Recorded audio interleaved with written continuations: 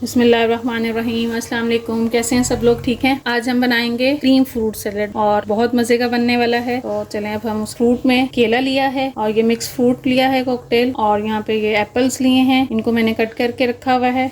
और जो इसकी सीजनिंग में जो है सिर्फ नमक और यहाँ पे सफ़ेद मिर्च है। अगर आपके पास सफ़ेद मिर्च ना हो तो आप इसमें यहाँ पे काली मिर्च भी ऐड कर सकते हैं। बस ये चीज़ें जाएंगी। तो अब हम शुरू कर लेते हैं। यहाँ पे मैं इसमें क्रीम ऐड करूँगी। ये बहुत ही मज़े की सैलेड जो कि अक्सर हम लोग फंक्शन वगैरह पे या बाहर शादी वगैरह में भी खाते हैं, सबकी फेवरेट होती है। अब ये हमने क्रीम निकाल ली है बाउल में, और ये देखें यहाँ पे मेरे पास ये मायोनीज है, ये भी हम इसमें यहाँ पे डाल लेंगे।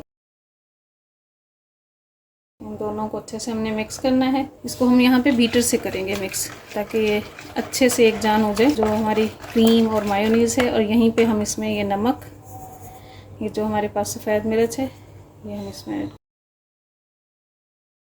जब हम इसमें नमक और ये सफ़ेद मिर्च ऐड करेंगे तो इससे इसका टेस्ट जो है ज़रा और ज़्यादा अच्छा हो जाएगा।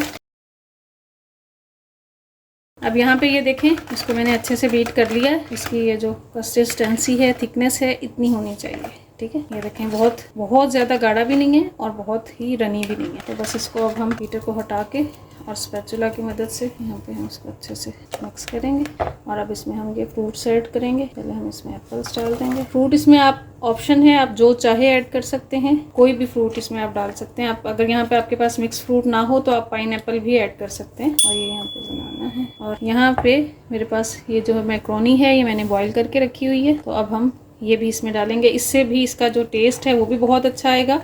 और ये जो हमारा सैलेड है, इसका वॉल्यूम भी बढ़ जाएगा और फिर ये ज़्यादा लोगों में सर्व भी कर सकते हैं। तो ये हम, और इससे टेस्ट भी बहुत ही मज़े का हो जाएगा।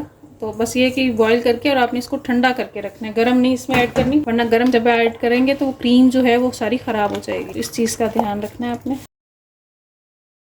ये झटपट सी रेसिपी है और बहुत मज़े की है।